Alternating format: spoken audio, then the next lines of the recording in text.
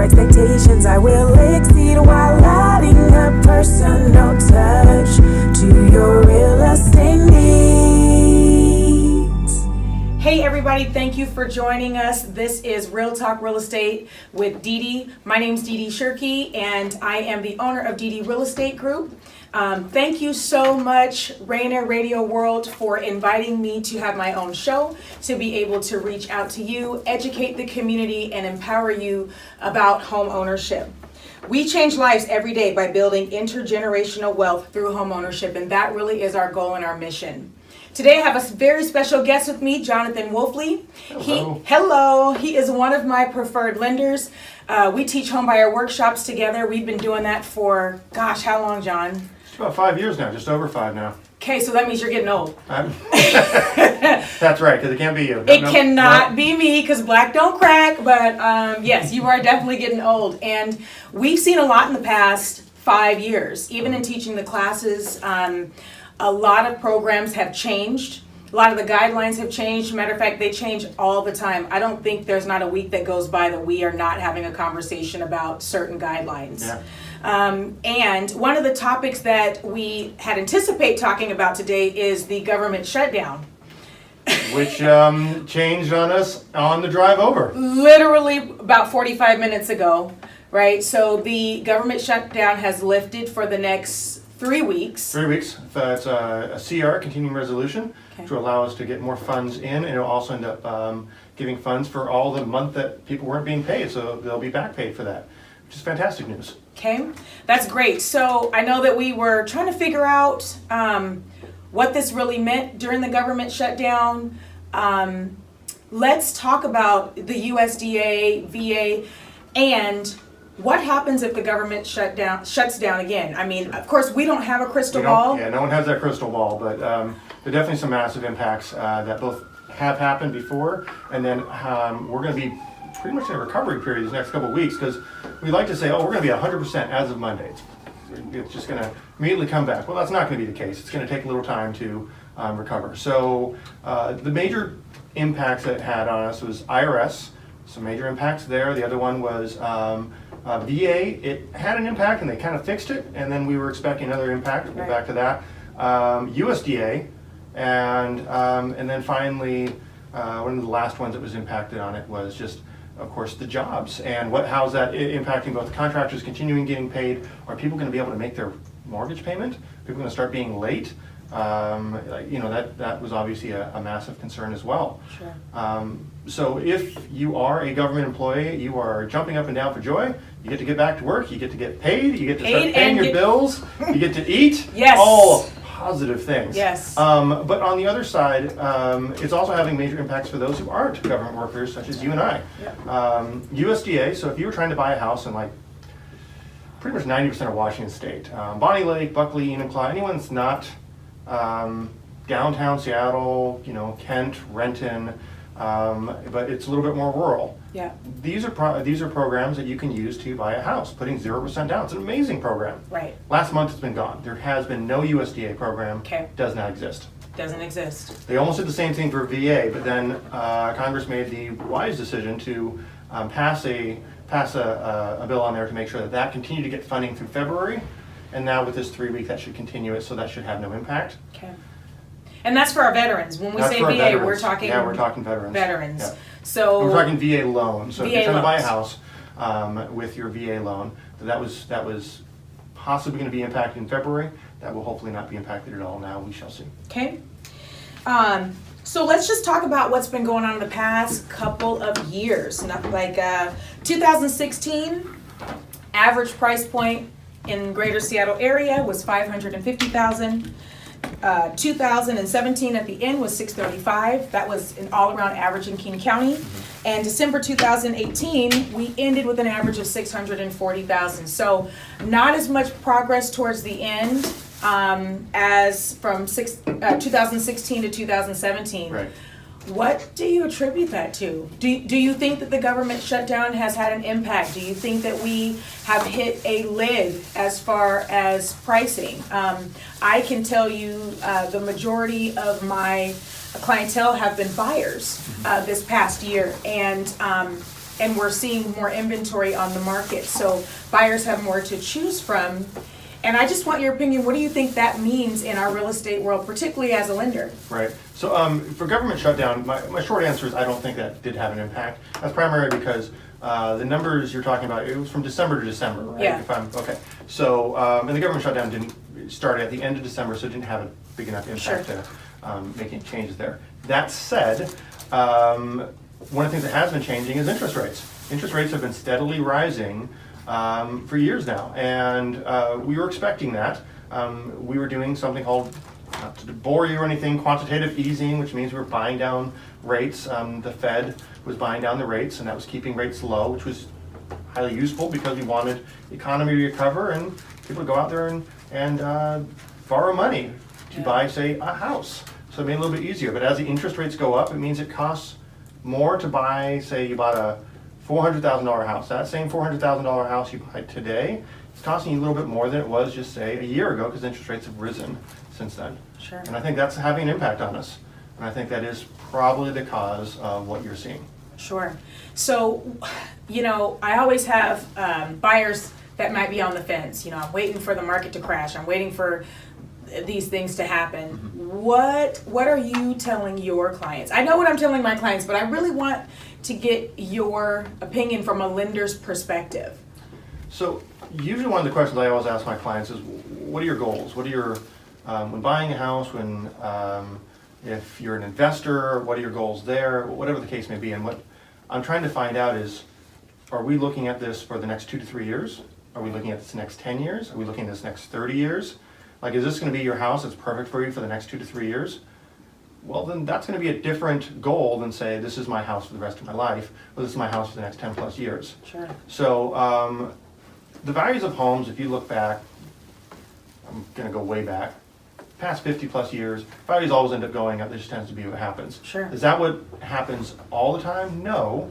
We all remember that recession, values do end up going down. So how is that going to impact all of that? And the short answer is no one has that crystal ball. No one knows. Sure. So if you're thinking long term, absolutely, I don't see any concern there. If you are thinking, hey, I want to buy a house and I want to flip it in the next 2 to 3 years, I would start really analyzing those numbers and seeing, hey, what is that going to look like long term? If you're expecting the values of homes to go up another 20-30% over the next 3 years, I would say I doubt that.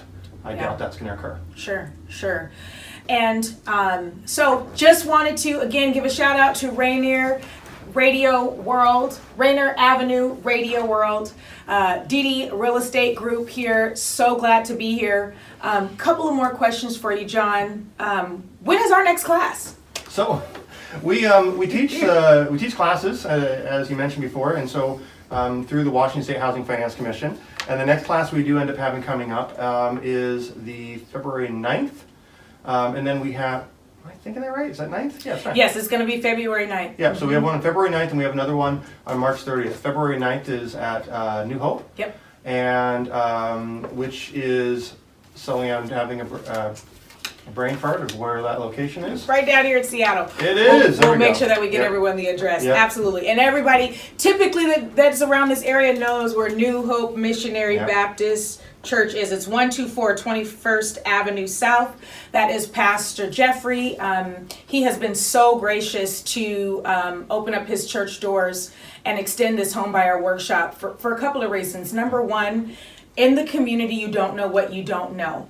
Right? And I think sometimes the fear of the unknown will stop us from moving forward, which is one of the reasons why we actually teach this class. Yeah. And most people that attend the class are closer than they think.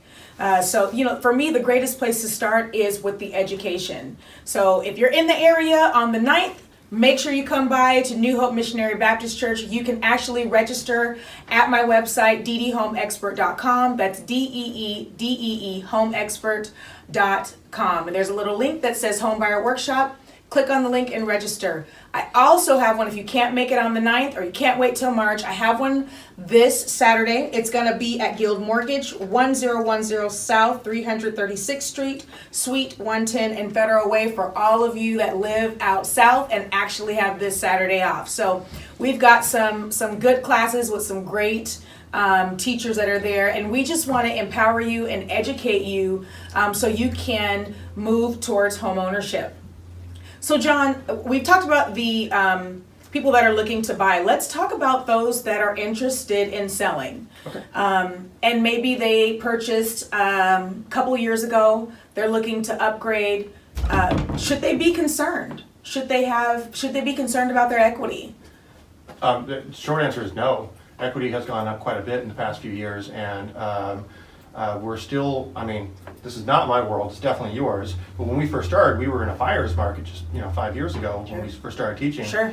We are no longer in a buyer's market. Nope. We are in a seller's market, so that's a fantastic place to be. Yep. Values of homes have gone up, and you're able to have quite a bit of equity in there. Now, I noticed this on my side because I have quite a few people who are trying to either, one, get rid of their mortgage insurance and refinance out of that, or possibly do cash out debt consolidation, and they weren't able to a few years ago, but the values of their homes have gone up, and they're now able to do so, which is fantastic. Sure.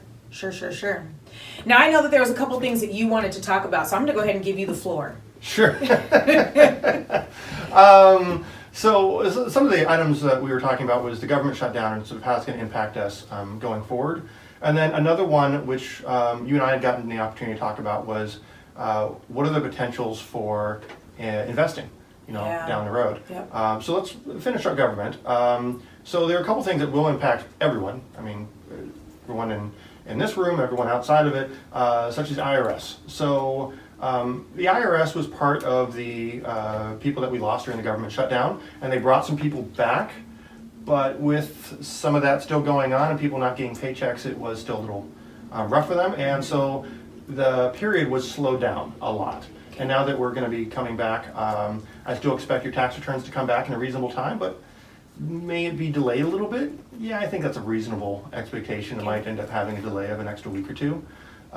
This has a pretty big impact for people who are maybe expecting to get something back immediately, and that may not occur. Okay. So that's one of the big impacts there. The other one is, this is a 3-week continuing resolution, meaning we have money for 3 more weeks, and then we have to do something. So hopefully in that 3 weeks we end up deciding, but it could just be that this 3 weeks was great for people getting back on their feet, and then we go right back to where we were before. And I don't know. And we just don't know. Yeah, we just don't know. I don't have, I'm not getting into the politics of that or anything else. I just am trying to see how this is impacting my clients. Sure. To make sure that I can, one, help guide them, and also protect them as much as I can. So that really means that if you are on the fence, you really need to get off the fence and make some decisions. Especially if you're looking at some of the government loans. So Sure. If you're looking at a USDA, do it now. Yeah. If you're doing VA, do it now. Sure. I think we probably will have funding down the road, and I think we'll probably be okay.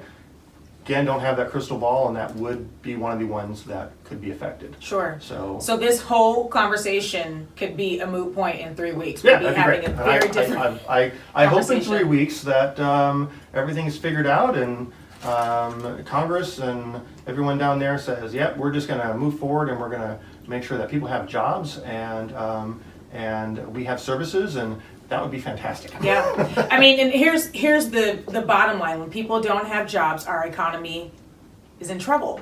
That does affect the housing market. So I too am hoping that we can come to a resolution so we are not having a very difficult conversation. Yeah, Yep. and I do think that that's also impacted contractors and everything else, and building and everything else, and I think that could have slowed down our economy a little bit this past month. Sure. And I don't think it's going to be a 1-day fix, a 1-week fix. It's going to take probably a few weeks, more likely a few months, to recover completely from the fact that Yeah. 800,000 people didn't have Yeah. any money coming in. Yeah. Yep. And again, we are here at Rainier Avenue Radio. You can, if you miss what we said, you can actually go back to let me get it right. RainierAvenueRadio.world. You can click the link on shows, and it will show you Real Talk Real Estate with Dee Dee. We love your feedback. If you have any questions about real estate, please make sure you send me an email at ddhomexpert@kw.com, or give me a call, 206-356-8041. Okay, John, what do people need to do if they need to sign up? And for whatever reason, let's just say my website goes down. Where can they go to register for the class on the 9th? So the other place you end up having for the class is homebuyersteps.com, which is hbsteps.com, and you can end up going directly on there and signing up for the classes coming up. Okay. And then the other one is, let's face it, this is done through Washington State Housing Finance Commission. So if you're wondering, hey, what are some of these programs that are going to be there? One, best way to find out, come to the class. Come to the class. But if you're someone who likes to read on everything and find out the most up-to-date, go directly to the website to find out, which is wshfc.org, Washington State Housing Finance Commission.org. So, yeah. Very, very cool. I know that there was a couple of more things you wanted to talk about, so I will still yield the floor to you. Sure. So the one of the things that recently I have two sides of my business I do quite a bit, and one is of course helping people buy their first homes, which I love. I don't have to tell you how amazing it is to give keys to someone for the very first time, and how you just all the struggle, and I would say that you and I both have just a little bit of paperwork, just a little bit of paperwork. Just a little bit. Just a little bit. So, so there's just a little bit of that involved, and being able to have that moment of handing those keys over, just your heart just explodes, and you're just, this is the whole reason we're in this business and what makes us love it. But the other part of my business is refinances, and then also helping quite a few investors. So I myself am an investor for buying properties, and so I have quite a few investors, and what they're trying to figure out at this time is how are they going to proceed forward in buying properties? Where is their sweet spot, if you will, for them doing so? And I get to hear lots of interesting ways of how they get to do it, and I get really excited about different ones. The one I was the most excited recently is I have a client of mine, back in 2012, they started buying properties, and they now own 14 properties.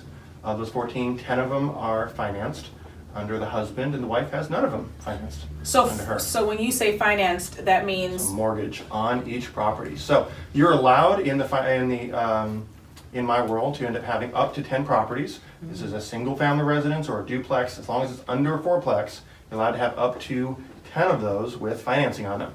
Anything over 10, and I'm sorry, but there's just, we've given you all the money we're going to be able to give you, and you're going to have to find that outside of a typical mortgage. Got it.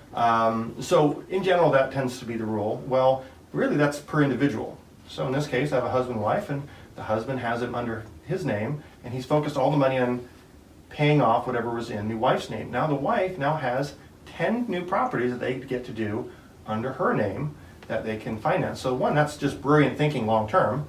So they can. Wait a minute, I want to go back. Sure. So they're married. Correct. You can finance up to 10 properties in your name. In your name. Right. Now, were these at one point owner occupied?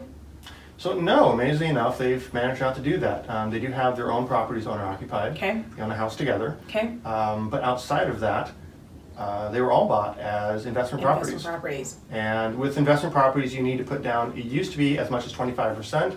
These days, there are areas out there you can put as little as 15%, but you need to put more money down. And so when he's doing these investments, usually what you're trying to figure out is, all right, so I buy this is my mortgage payment. Let's say my mortgage payment's $2,000 a month. What can I rent this property for?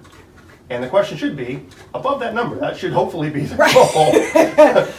Maybe with a little bit of cushion in there as well, but that's the overall goal. Well, we're getting to a point now with interest rates that now it's starting to hit where you may not be able to get as much renting it out as you were paying in mortgage. Okay. Hitting that mark. So some of my investors are trying to figure out, well, how do I do this?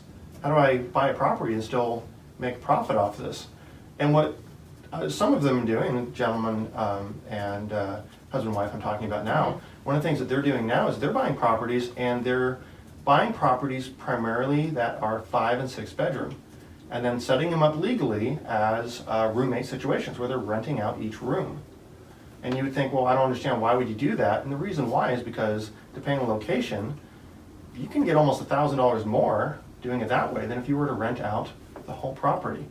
So are they buying 5-bedroom homes? So yes and no, it depends. So if they can buy a house that's 5 or 6 bedrooms, that's what they're aiming for. Okay. But a lot of times what they're finding is 3-bedroom, 2-bath homes that happens to be 2,000 square feet.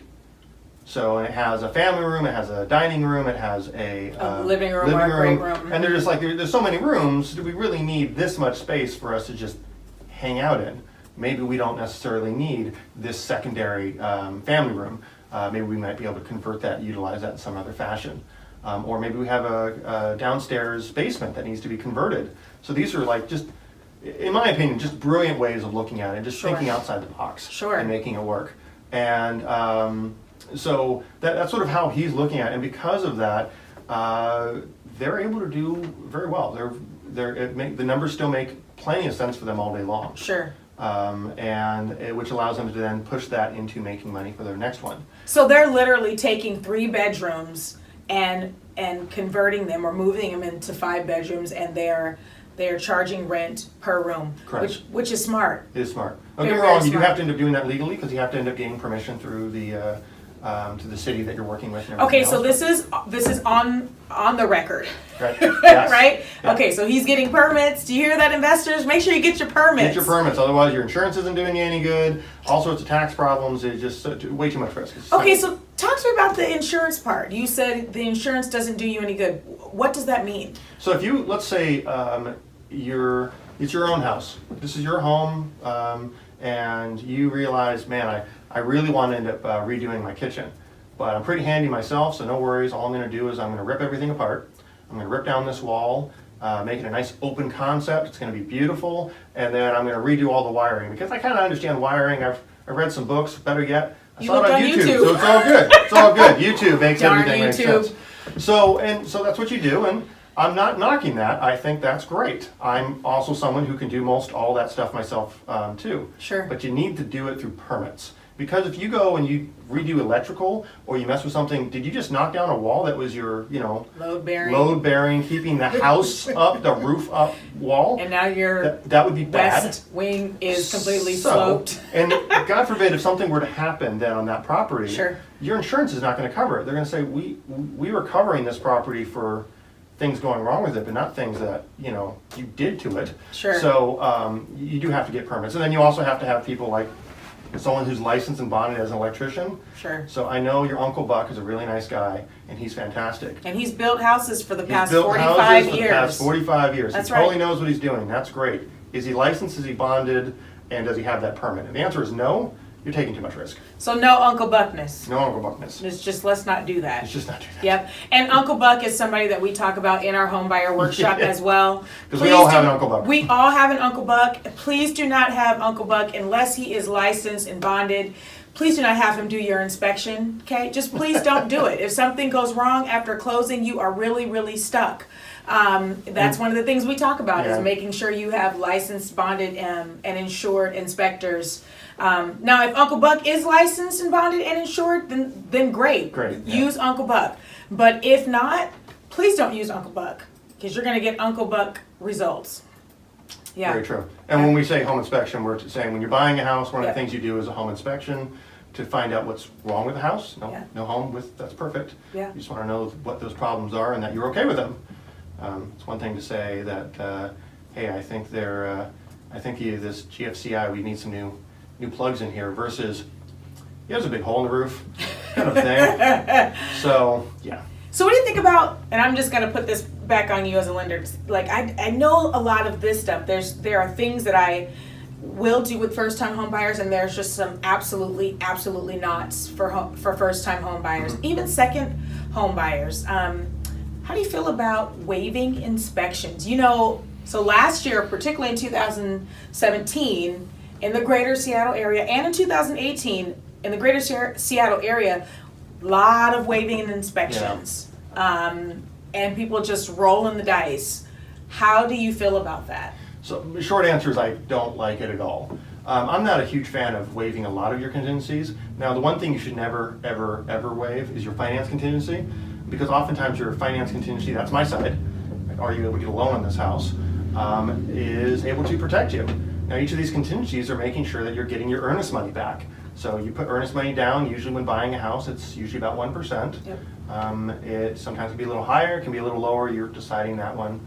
And it really depends on where, if the property is a hot property, has it been on the market, we're looking at King County, Pierce County, and your real estate agent will be able to give you that information. Yeah. Like you were a great example. So when I bought my home that I live in now a few years ago with you, I was like, no worries, we're going to do 5% earnest money. And you're like, no, It's you're not that serious. You're not going to do that. I'm like, no, this is going to look really good. And you're like, yeah, let's not do that. That's not going to help us with the W. We're going for the W, and let's just go ahead with the 2%. That's fine. You'll be fine. Yes. So, but I would definitely say that I would highly recommend making sure that you have a home inspection in there. Now, there are tricks around that. Like one of the tricks is, let's say we're doing a down payment assistance program, Washington State Housing Finance Commission's Home Advantage program. Yep. Now they require a home inspection, but you end up putting on there that you're waiving your home inspection. So you can waive it.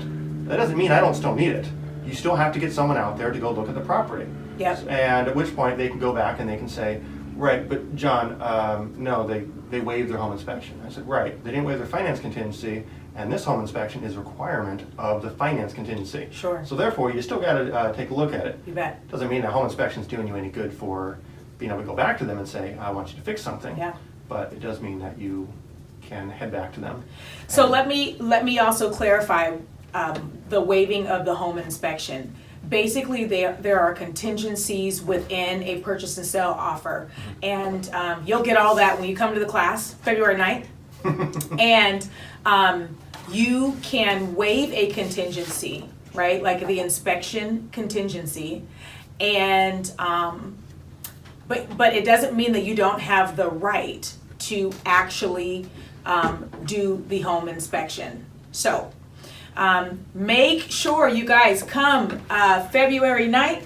It's going to be at New Hope, 124 21st Avenue in Seattle.